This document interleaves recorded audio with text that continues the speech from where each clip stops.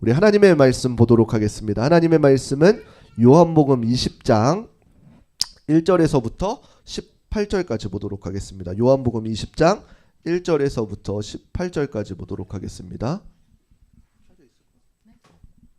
요한복음 20장 1절에서부터 18절까지 우리 한 절씩 교독하도록 하겠습니다.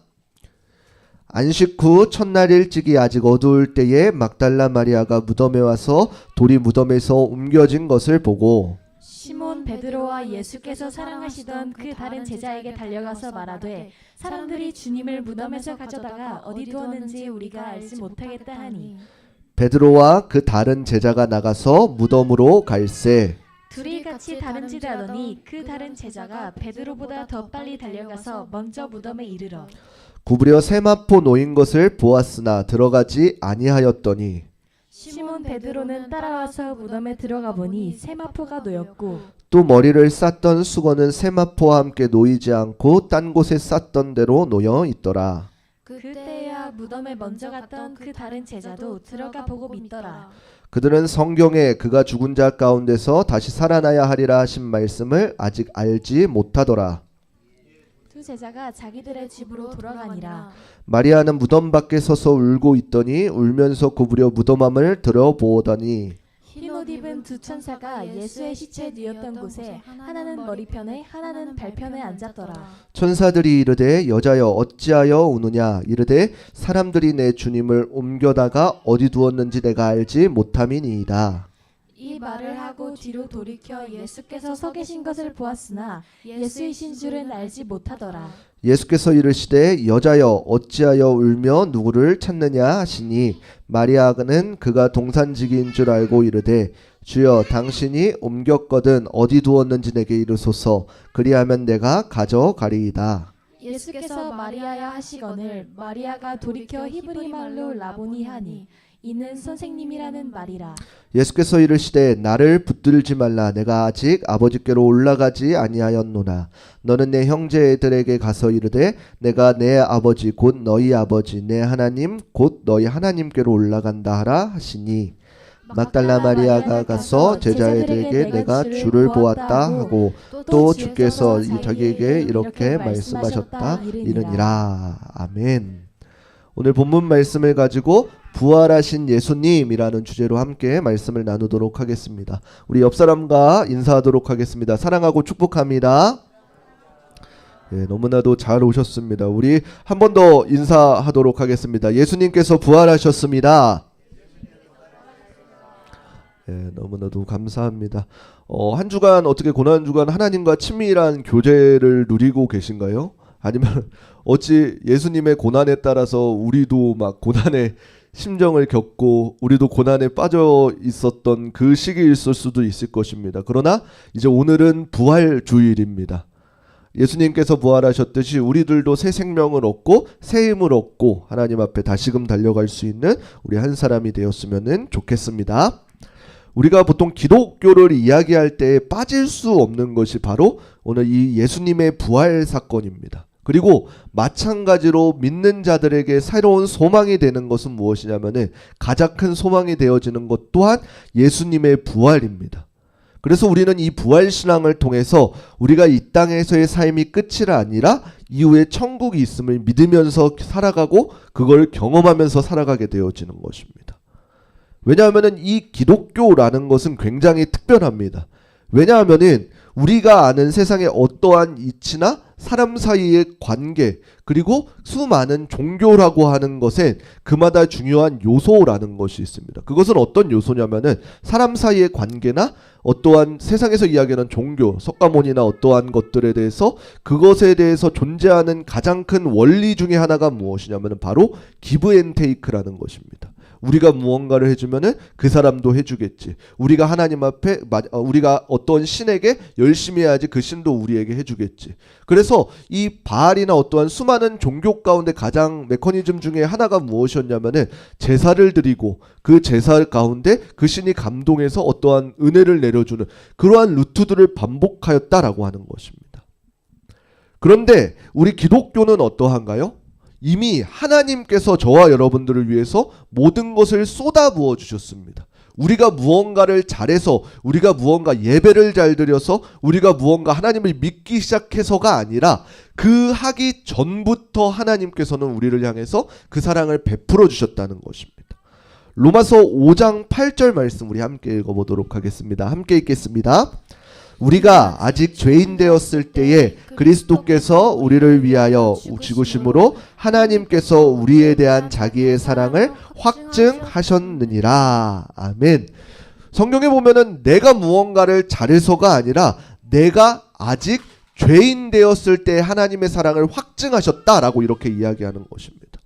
그렇기 때문에 내가 하나님 앞에 무언가를 드렸을 때가 아니라 이미 하나님께서는 우리를 먼저 택하시고 은혜를 부어주신 것입니다. 그리고 그 은혜를 기억하고 그 은혜를 깨닫고 하나님 앞에 감사함으로 날아가는 것이 바로 그리스도의 삶이다 라고 하는 것입니다. 그렇기 때문에 세상의 어떠한 종교라고 하는 그 종교들과는 차원이 다른 방법입니다. 왜냐하면은 우리가 무언가를 하지 않고 있을 때, 절망 가운데 힘들어 있을 때, 낙심할 때에도 어떻게 되었나요? 하나님께서는 우리를 위해서 예수 그리스도를 보내주셨다라고 하는 사실입니다. 그렇기 때문에 내가 무언가를 하지 않아도 하나님 앞에 나아가기만 하면 어떻게 되어지는 것이에요? 우리 안에서 회복이 일어날 수가 있는 것입니다. 세상에 많은 종교들이라는 것의 끝을 가보게 되어지면 어떻게 되어지냐면은 그 끝을 파고 가다 보면 결국에는 어떤 종교 그 지도자의 무덤으로 끝을 맺게 되어져 있습니다. 그리고 그 정신만을 계속해서 후대 사람들이 이어가는 것입니다. 어떤 석가모니도 마찬가지로 인도의 쿠시나가라는 곳에서 화장에서 이제 각자의 사리에 보관되어 있고, 마호멧도 마찬가지로 이슬람의 성지에 보게 되어지면은 사우디아라비아의 메디나라는 곳에 이렇게 잘 모셔져 있습니다. 그러나 예수님께서는 오늘 본문에 읽었듯이 어떻게 했나요? 예루살렘에 장사하였으나 결국에는 어떻게 되었다는 것이에요? 많은 사람들이 그곳을 가보니 빈 무덤이었다라고 하는 것입니다. 그래서 기독교만이 세상에서 가장 두려워하고 사람들도 마찬가지로 두려워하고 있는 그 죽음을 이기신 분이다 라고 하는 것입니다. 그렇기 때문에 기독교의 꽃은 무엇이냐면은 단순히 이 땅 가운데 소망이 있는 것이 아니라 하늘의 소망을 가지고 살아가는 사람들이 바로 저와 여러분들이다 라고 하는 것입니다. 그렇기 때문에 우리가 이 땅 가운데에서는 낙심할 필요도 없고 그렇게 너무 기뻐할 필요도 없게 되어지는 것입니다. 그저 하나님께서 맡겨주신 삶 가운데에 나의 위치 가운데에서 최선을 다해서 그 임무 수행을 하며 살아갈 때에 하나님께서는 어떻게 우리를 바라보시냐면은 너는 정말로 잘한 삶을 살았구나가 아니라 너는 맡겨주신 일을 잘했구나, 착하고 충성된 종아 라고 하는 것입니다. 그렇다고 내가 조금 주어지고 조금 남겼다고 하나님께서는 우리를 너는 왜 이렇게밖에 안 했니? 라고 하는 것이 아니라 또 너 역시도 너에게 맡겨주신 삶 가운데에서 최선을 다했구나 라는 그 삶을 살아가는 것이 바로 저와 여러분이다 라고 하는 것입니다. 그렇기 때문에 우리는 이 빈무덤 가운데에서 하늘의 소망을 두며 바라볼 수 있게 되어지는 것입니다. 유대인들의 풍습 중 하나가 있습니다. 그 풍습 중 하나가 무엇이냐면은 시체는 부정하다라고 하는 것입니다. 율법 가운데도 있죠. 그렇기 때문에 이 그들에게 있어서 안식일을 준비하는 시기에 있어서 그 예수님의 시체를 치워야만 했던 것입니다. 왜냐하면은 그 다음 날이 이제 안식일인데 그때 그 시체를 치우려고 하면 어떻게 돼요? 자신이 모두 부정한 사람이 되기 때문에 그 안식일 준비일이라 그러죠. 그 유대인들의 시간은 저녁이 되고 아침이 되니라 그래서 그 아침이 바로 그 안식일 준비날이라고 해서 그때부터 거룩하게 여기는데 그때 치워야만 했다라고 하는 것입니다. 요한복음 19장 38절 말씀 우리 함께 보도록 하겠습니다. 함께 읽겠습니다. 아리마대 사람 요셉은 예수의 제자이나 유대인이 두려워 그것을 숨기더니 이 일 후에 빌라도에게 예수의 시체를 가져가기를 구하매 빌라도가 허락하는지라 이에 가서 예수의 시체를 가져가니라. 아멘. 그리고 이 요셉은 어떻게 했냐면 니고데모와 함께 예수님을 새 무덤에 두었습니다. 그리고 안식 후 첫날 우리가 지금 누리고 있는 이 주일입니다. 막달라 마리아가 무덤에 와서 보니 무덤에 돌이 옮겨져 있는 것을 보게 되어진 것입니다. 이 당시에 무덤이 어떻게 생겼는가라고 하면은 우리가 생각하는 이 왕릉 같은 무덤이 아니라 보통 동굴이나 어떤 곳에다가 그 시체를 그대로 안치하고 그 앞에 이제 돌로 막거나 밀봉하는 형식으로 그 무덤에 안치하는 것을 마무리 지었습니다. 왜냐하면은 그 입구를 막지 않으면은 그 동굴에서 나오는 이제 썩는 냄새 때문에 힘들고, 그리고 사람들을 보호하기 위해서, 사람들이 여기 그냥 동굴에 들어갔다 쉬려고 갔는데 그곳에 시체가 있으면 어떻게 돼요? 그 시체를 만지는 즉시 바로 자신은 부정한 사람이 되니까 이것을 보호하기 위해 그 앞에 큰 돌을 가져가서 막는 것을 볼 수가 있습니다. 예수님께서 그 당시에 종교 지도자들한테 이제 일침을 가하시면서 하신 말씀들 중에 혹시 회칠한 무덤 같은 자들이라 기억하시나요? 그게 왜 뭔지 모르면은 그냥 회칠한 무덤이 뭐지라 그러는데 바로 여기서 나온 것입니다. 그 무덤 앞에 그 막고 있는 돌에 회칠을 하는 것입니다. 그러면은 냄새도 가려지게 되어지고 여기가 무덤 있는 것도 표시가 되어지는 것입니다.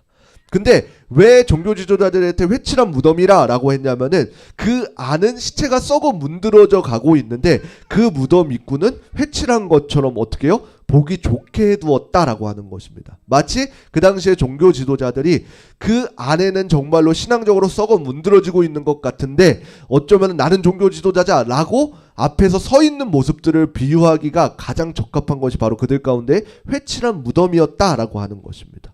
아무튼 그 무덤 앞에 있던 돌이 옮겨졌다는 것입니다. 그러면은 분명히 무언가가 그 안에 들어갔다는 것이죠. 요한복음 20장 2절 말씀 우리 함께 읽어보도록 하겠습니다. 함께 읽겠습니다. 시몬 베드로와 예수께서 사랑하시던 그 다른 제자에게 말하되 사람들이 주님의 무덤을 가져다가 어디 두었는지 우리가 알지 못하겠다 하니, 마리아의 말을 듣고 이제 두 제자들도 무덤에 달려가서 안을 보니까 예수님의 시신을 감쌌던, 시신조차 없고 시신을 감쌌던 세마포와 머리에 썼던 두 것만 그 위에 가지런히 놓여 있었다라고 하는 것입니다. 그런데 또 자세히 보니까 시신을 도난당한 흔적은 그 어느 곳에도 없고 예수님 또한 그곳에 안 계셨다라고 하는 것입니다. 그렇게 되어진 이유가 무엇인가요? 이미 예수님께서는 말씀하신 대로 부활하셨기 때문입니다. 그렇기 때문에 그 사람들에게 그 빈 무덤은 부활의 분명한 증거가 되었던 것입니다. 그런데 중요한 것은 무엇인가요? 그 당시에 그 제자들이나 마리아나 이 사람들은 그것을 알았을까요? 몰랐을 것입니다. 아마도 그에게 중요한 것은 무엇이었냐면은 그 안을 보았는데 빈 무덤이 있고 새 마포가 가지런히 놓여 있는 것을 보고 예수님께서 어디 가셨다라고 하는 이 생각만 하는 것입니다. 왜냐하면은 이들에게서 죽은 자가 살아난다라는 이 개념 자체가 없었기 때문입니다. 요한복음 20장 9절 말씀 우리 함께 읽어보도록 하겠습니다. 요한복음 20장 9절 우리 함께 읽겠습니다. 그들은 성경에 그가 죽은 자 가운데서 다시 살아나야 하리라 하신 말씀을 아직 알지 못하더라. 아멘. 여기서 이들이 말하던 성경은 무엇이냐면 당시에 구약의 말씀이었습니다.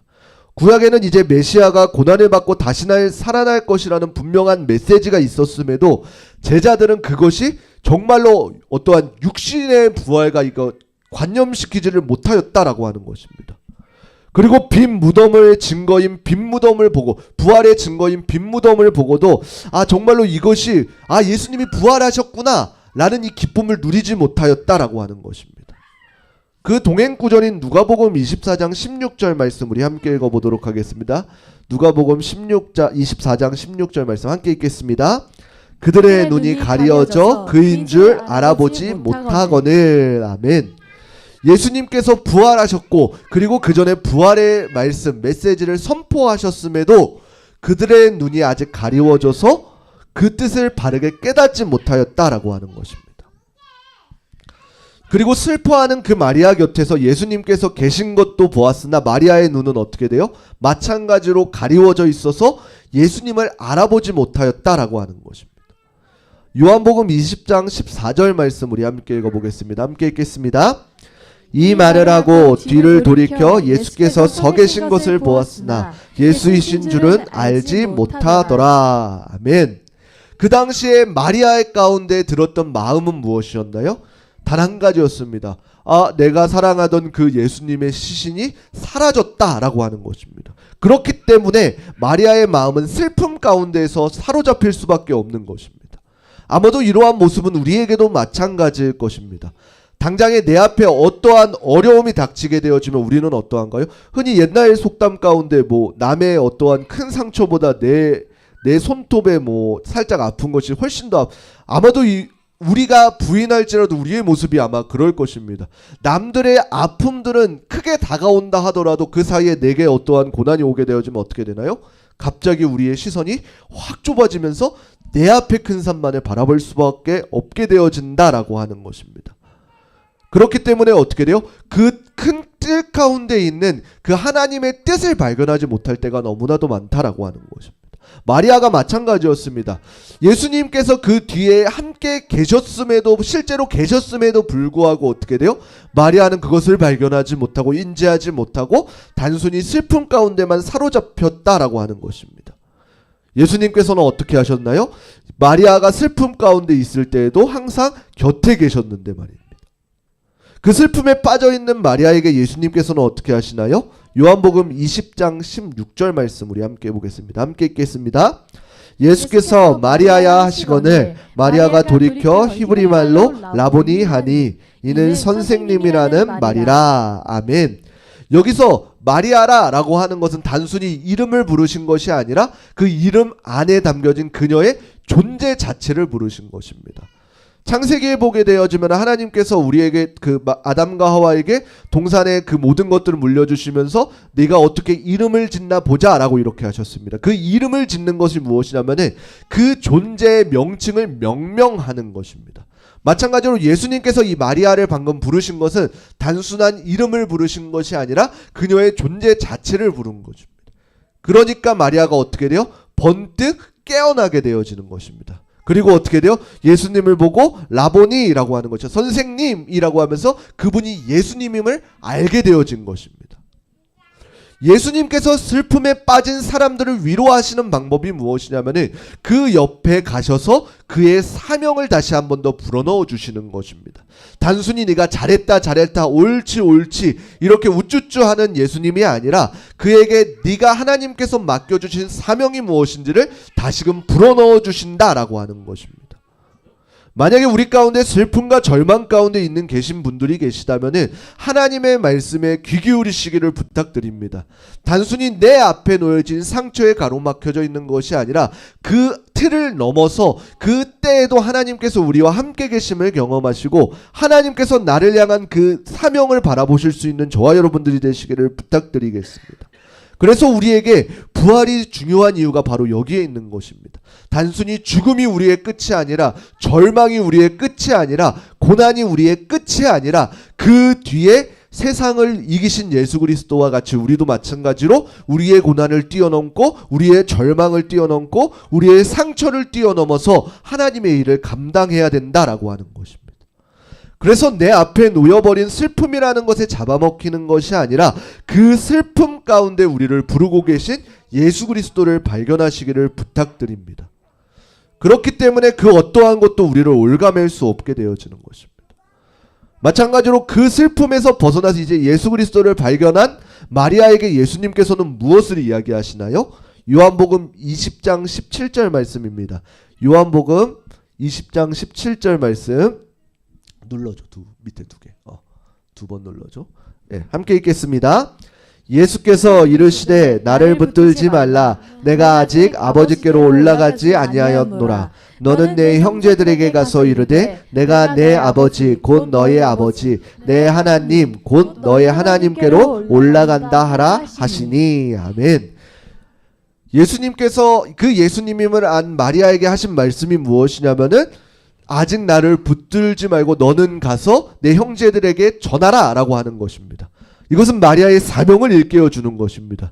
그리고 마리아를 통해서 어떻게 돼요? 복음을 전하는 증거자로 삼으셨다라고 하는 것입니다.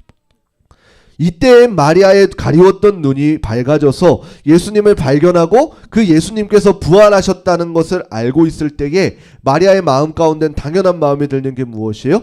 이제는 죽지 말고 어디 가시지 말고 나와 함께 있으세요 라는 마음이 있지만 그 마음을 하신 예수님께서는 나를 붙들지 말고 예수님께서도 예수님의 사명이 있듯이 너도 너의 사명이 있다 라고 하면서 너의 사명을 알려주신 것입니다. 다른 것을 증거하는 것이 아니라 간단한 것입니다. 마리아가 증거했던 것은 내가 주를 보았다라고 하는 것입니다. 18절에 제가 읽어드리겠습니다. 막달라 마리아가 가서 제자들에게 내가 주를 보았다 하고, 내가 주를 보았다 한 것이 마리아가 증거한, 오로지 증거한 증거인 것입니다. 다른 것을 증거한 것이 아니라 마리아가 보고 경험한 것, 예수님의 은혜를 증거한 것이다 라고 하는 것입니다. 예배 후에 우리도 마찬가지로 전도를 나갈 것입니다. 우리가 전할 것도 무엇인가요? 다른 것이 아니라 내가 만난 예수 그리스도를 증거하는 것입니다. 부활하신 예수 그리스도를 증거하는 것입니다. 부활하신 예수님을 나만 누리고 우리만 누리고 그 앞에 붙잡고 우리 교회 안에서만 있는 것이 아니라 우리가 그 은혜를 누리고 경험하였다면은 예수님께서 말씀하셨듯이 우리에게 맡겨진 사명대로 우리도 우리가 경험한 예수 그리스도를 전해야 하는 것입니다. 거기에는 어떠한 화려한 수식이나 언변이 필요한 것이 아니라 내가 만난 예수님, 내가 경험한 예수 그리스도, 나를 위하여서 죽으시고 나를 위하여서 부활하신 그 예수 그리스도를 증거하는 것입니다. 저는 우리 흐르는 교회 성도님들이 이 부활의 기쁨을 누리시기를 주님의 이름으로 축원합니다. 단순히 이 기쁨을 나 혼자만 알고 나 혼자만 경험하는 예수님이 아니라 우리를 위해서 십자가를 지셨고 죽으셨을 뿐만 아니라 그 죽음을 이기시고 부활하신 예수 그리스도의 영원한 생명을 받은 자들로서 그 예수 그리스도의 은혜를 담대히 전할 수 있는 저와 여러분들이, 그리고 부활의 증인 되시기를 부탁드리겠습니다. 예수님께서는 부활하셨습니다. 부활하셨다는 것은 단순히 그 어떠한 그냥 부활이 아니라 죽음을 이기셨다는 것입니다. 우리의 눈이 가리워져서 예수님을 만나고도 알아보지 못하는 것이 아니라 비록 내가 슬픔 가운데 있을지라도 절망 가운데 있을지라도 항상 그곳에 함께 계시는 예수 그리스도를 발견하시기를 부탁드리겠습니다. 그래서 우리도 부활의 증인이 되어서 나를 위해 십자가에서 죽으시고 부활하신 그 예수 그리스도를 담대히 증거할 수 있는 우리 한 사람들이 되시기를 주님의 이름으로 축원합니다. 단순히 나 혼자만 그 은혜를 누리고 경험하는 것이 아니라 우리 교회의 이름처럼 흐르는 예수 그리스도의 은혜를 흘려보내줄 수 있는 우리 흐르는 교회 성도님들이 되시기를 주님의 이름으로 축원합니다.